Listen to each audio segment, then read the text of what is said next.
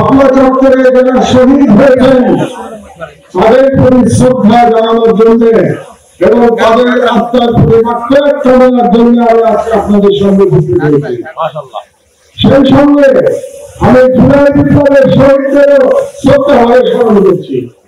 আমাদের স্মরণে রাখতে হবে যে 2013 সালের সেই শাপলা চত্বর গণহত্যার পর এই প্রথম আমরা আবার মুক্ত বাংলাদেশে, দ্বিতীয় স্বাধীন বাংলাদেশে এরকম একটি মহাসমাবেশ করতে সক্ষম হয়েছি। তবে আমাদের এই দীর্ঘ পথ পরিক্রমায় যারা জীবন দিয়ে আমাদের জন্য সহজ করে নিয়ে গেছেন তাদের সকলের প্রতি আমার অসীম শ্রদ্ধা এবং ভালোবাসা এবং তাদের পরিবারের প্রতি আমি সমবেদনা জ্ঞাপন করছি। আমি একটু অবাক হয়ে যাচ্ছি যে হেফাজতের তরফ থেকে কিংবা ভিক্টিমদের তরফ থেকে এখনো 2013 সালের শাপলা গণহত্যার জন্য যে মাস্টারমাইন্ড ছিল সেই দালাল শেখ হাসিনার বিরুদ্ধে মামলা দায়ের করা হয় নাই। আপনারা কেন এখনো মামলা দায়ের করেন নাই আমি জানি না। আমি মনে করি শাপলা চত্বরে যারা গণহত্যার শিকার হয়েছে বিরুদ্ধে গণহত্যার মামলা দায়ের করতে হবে।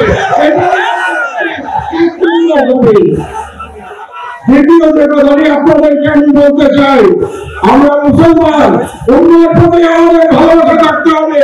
তাই গাজার শরীফ এবং কাশ্মীরের মুসলমানদের উপরে যে জুলুম চলছে তার বিরুদ্ধে আমাদের আন্দোলন চালাতে হবে। আমি বলতে চাই আমার বক্তব্য দীর্ঘায়িত করবে না।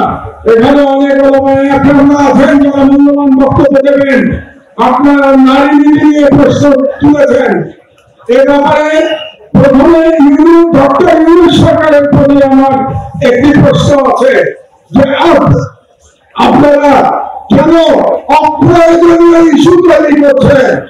নারী কমিশন করবার জন্য জুলাই বিপ্লবের তরুণরা জীবন দেয় নাই, তারা জীবন দিয়েছিল বাংলাদেশকে ফাঁসিবাদ মুক্ত করবার জন্য, বাংলাদেশ থেকে ভারতীয় আত্মসম্মান মুক্ত করবার জন্য।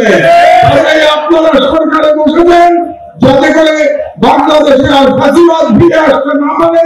আপনাদের দায়িত্ব শুধুমাত্র সেই সংস্কারগুলি করা যে সংস্কারের মাধ্যমে বাংলাদেশে ফাঁসিবাদের পুনরুত্থানের পথ আমরা বন্ধ করতে পারবো। ডক্টর ইউনূস সরকারের প্রতি আমার বাংলাদেশের একজন প্রবীণ নাগরিক হিসেবে পরামর্শ থাকবে, আপনারা অপ্রয়োজনীয় ইস্যু তৈরি করবেন না। আমরা দেখতে পেয়েছি আপনারা অনেকগুলো অপ্রয়োজনীয় সংস্কার কমিশন করেছেন। এই সমস্ত সংস্কার কমিশনের কোন প্রয়োজন ছিল না। আপনারা রাষ্ট্রের সম্পদ এবং সময় নষ্ট করছেন। আমার অনুরোধ, এই সমস্ত কমিশন আপনারা বাতিল করে দেন। এই সমস্ত কমিশনের কোনো প্রয়োজন নাই। আর আলেম ওলামাদের কাছে আমার নিবেদন, আপনারা নারী নীতি নিয়ে লড়াই করতে গিয়ে বৃহত্তর লড়াই থেকে সরে যাবেন না। আমাদের বৃহত্তর লড়াই ভারতীয় সাম্রাজ্যবাদের বিরুদ্ধে লড়াই, ইসলামের বিরুদ্ধে আমাদের লড়াই। আপনারা যদি নারী নীতির মতো একটা ইস্যু নিয়ে আন্দোলন করেন তাহলে আমাদের যে বৃহত্তর আন্দোলন এটা ক্ষতিগ্রস্ত হবে। কাজেই নারী নীতি অবশ্যই আপনারা প্রতিবাদ করবেন, কিন্তু তার মানে এই না যে আমরা মূল লড়াই থেকে সরে যাব। মূল লড়াই থেকে আমাদের সরে যাওয়া যাবে না। এই জন্য আপনাদের কাছে আমার আহ্বান, আপনারা ঐক্যবদ্ধ থাকবেন। আমি বিশ্বাস করি বাংলাদেশের আলেম সমাজ যদি ঐক্যবদ্ধ থাকে তাহলে বাংলাদেশের স্বাধীনতা কেউ ফিরিয়ে দিতে পারবে না। বাংলাদেশের সকল আলেমদের ঐক্যবদ্ধ থাকার আহ্বান জানিয়ে আমার বক্তব্য শেষ করছি। আল্লাহ হাফেজ। বাংলাদেশ জিন্দাবাদ।